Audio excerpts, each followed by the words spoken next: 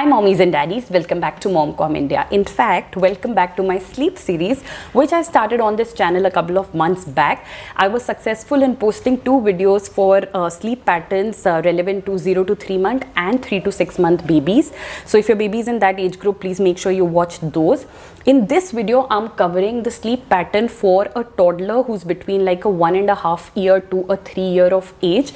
When you do your research about sleep charts of kids, you will see that this is how the sleep pattern changes, and the sleep pattern that your baby comes into around 1.5 year is what continues till about 3 to 4 years, and then again there is a change. So this is going to be a long period where the sleep pattern is pretty much going to be the same. My son is now 25 months, so I have like real fresh experience to share with you. The sleep pattern that he's in now has been the same since about 15 months. So he started on the sleep pattern quite early compared to the typical guideline, but that's okay because each baby is different. Each baby's body responds to sleep in a very different way, but typically this is how the sleep pattern for a 1.5 year to a 3 year child will look like. So be prepared for getting all the information and some tips on things that work for me as a mommy for a toddler this age. So first, let's talk about how many hours does a toddler this age need to sleep. So typically at this stage they need to sleep for about 11 to 14 hours, and this is a combination of all the sleep that they take, including their naps and their nighttime sleep.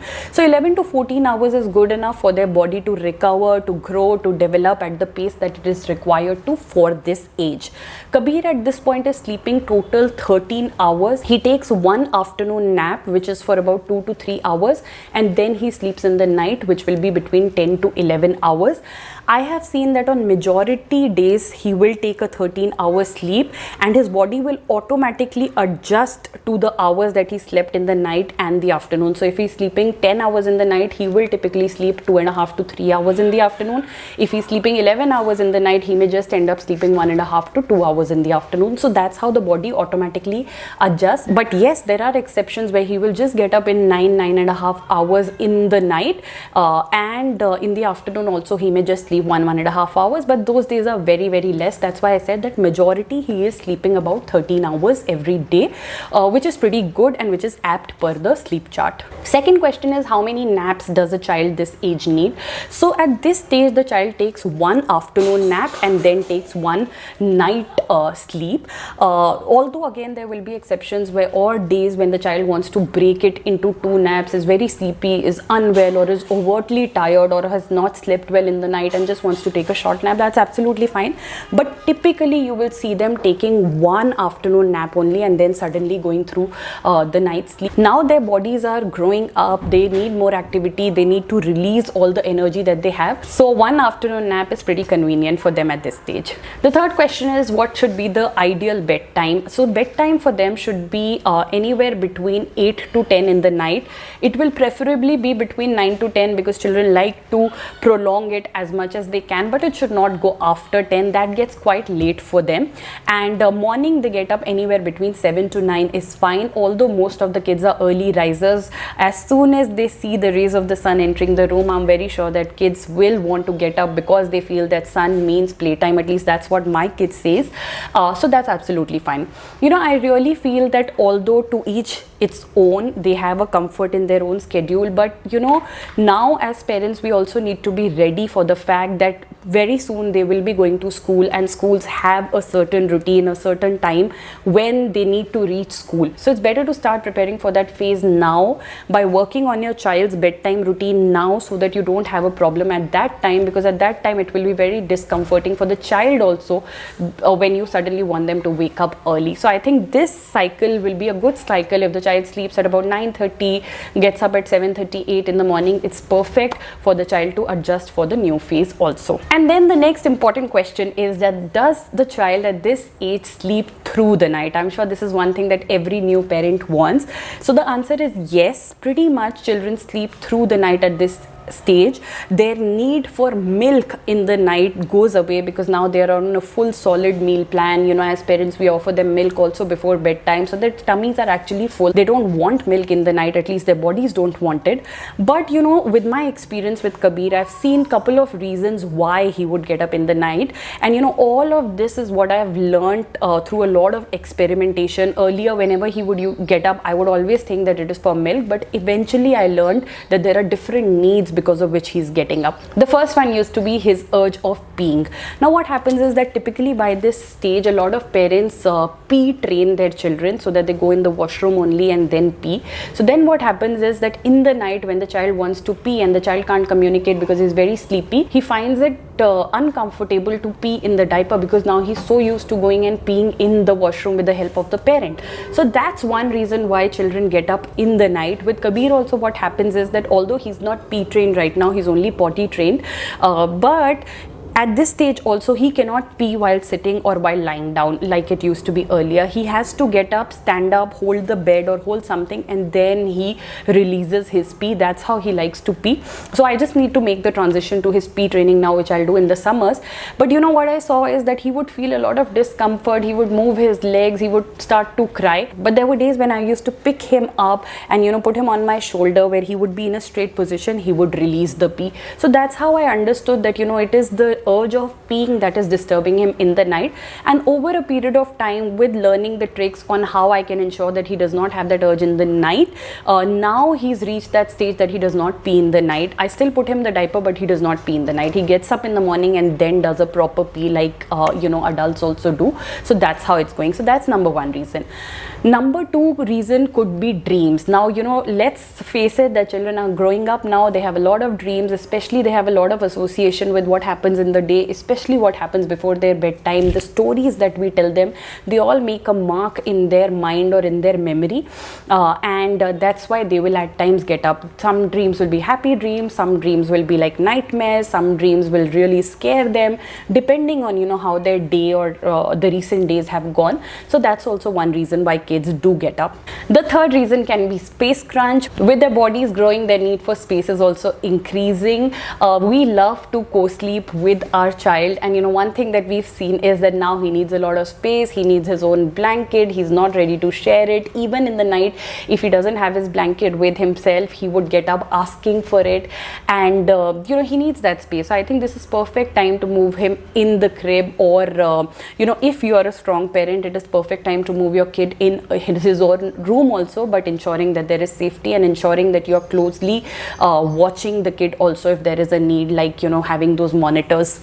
Then the other one could be water. Since kids are on a complete solid plan now, they might just feel thirsty in the night, and that's why they may get up. We have often confused this with milk, but it could just be that little bit water that they need. And lastly, it could be digestion. There are two things that I say when it comes to digestion that you will hear for yourself also. One, your dinner has to be at least 1.5 to 2 hours before you go to bed. That is good enough time for the body to digest the dinner properly. If there are any issues that, you know, the child wants to poop or the child is not feeling very well after the dinner, you will be able to see them while the child is awake and not when the child is sleeping and not able to communicate.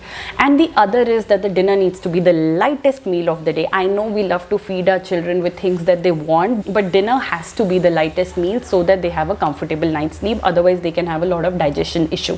Okay, so this is about the whole sleep pattern. Now let's talk about some tricks that will help you to bring your child in this sleep pattern, because I think that's one of the biggest concerns parents have. Number one is control the naps. I tell every parent who writes to me that at this stage, the nap cannot go beyond 4 p.m. or max 4:30 p.m.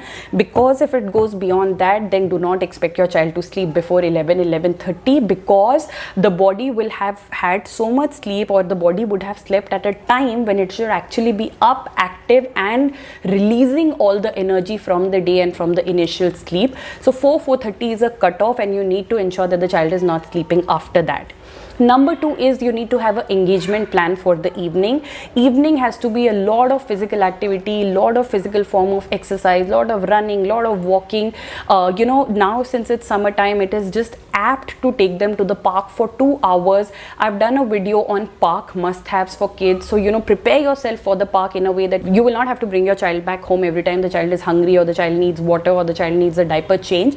Just prepare well, go to the park 2 hours, walk with him, run with him, play football, do monkey bars, let him do the slide, remove his socks, he will do it on his own. Just do that so that the child feels that, oh my god, this is a lot of activity, and comes back home tired. I'm telling you, this is the trick that will let your child eat a nice dinner, because your child will be really hungry from all the activity, and also calm down and get into the mode of your nighttime routine, which is very important. Number 3 is that offer easy to digest and non-sugary meals. I've already covered easy to digest. I would also say that sugar can really disturb night sleep and can actually stimulate a lot of hormones in the body. So please make sure that it is a non-sugary meal for the night. Number 4 is engage in a nighttime routine. Now there are some things that you need to do under nighttime routine. Number 1, bedtime has to happen the same time every day. Ideally there should be no exceptions, unless you want to make an exception, say for a Saturday, and say that since it's a family off on a Sunday, we all will wake up till the night, say 11:30, because we go out or we have family time, we have a lot of fun, and then Sunday we all get up a little late and then have a nice Sunday to ourselves, or a family Sunday to ourselves. That's like a family tradition. You can definitely have that, but apart from that, all days should be the same. This way the child will also learn that, and also in fact look forward to that one day off, and will actually want to sleep well on the other days. So it has to be the same. If it's 9 to 10, it has to be between 9 to 10. Your bedtime has to start by 8:45, because I'm telling you, at this stage it's not like this when they sleep. They need a lot of storytelling, they need a lot of comfort, they need a lot of talking or some bedtime musty to actually go to sleep. So it is going to take you up to an hour to put them to sleep.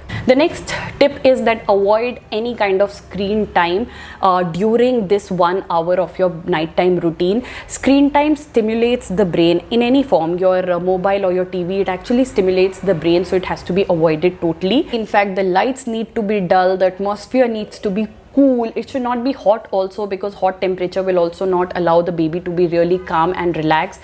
You need to ensure that you take your child to the washroom, there is nice brushing happening, wash his face, clean his hands, let him put the moisturizer, play this game with him where he will put a cream on you and you do it on him, so that you both are preparing for the night time. Tell him that how he needs to be independent.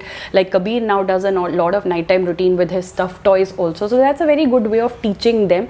Change them into their night wear, prepare the whole bed together. They love doing all these activities where they help their parents. So basically a complete change from how the day was. Clothes are changed, skin is feeling fresh, lights are dull, environment is cool, storybooks are next to the bed. The child will eventually learn that, okay, this is my night time. Then I'd say that offer warm milk just before you feel that the child is ready to sleep. So what happens is that if you're engaging your child for a 9 to 10 p.m. bedtime routine, you would have given him dinner say between 8 to 8:30.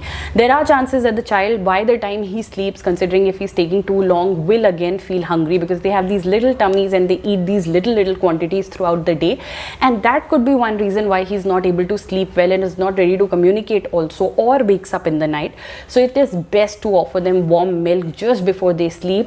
A warm milk is very soothing for the body, not only for kids, for elders too, and will put them to a nice sleep where they will not feel hungry in the night. And the next tip that works really well for Kabir is a light massage, especially on the legs and the feet and the soles of the feet. So just warm up some ghee or any oil that you use and give a nice rub on the feet, below the feet, on the legs.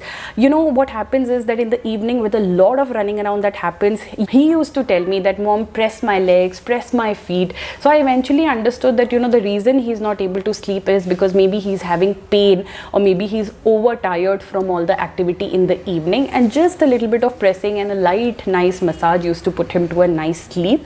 All the ghee that you will put under the soles of the feet will take care of any congestion and all also that's building up in the child. So it actually solves two purposes for you. And lastly, how to put your child to sleep. The best thing would be that after you've done all of this nice nighttime routine where you and your child are bonding, spending a lot of time just together, the room is closed, you need to ensure that there's nobody coming in the room after you've said bye-bye or good night to everybody in the family, it's just you and your child, then you need to make sure that you do some storytelling. Books are the best way to develop your brain also, and also let your brain calm down and have a good sleep.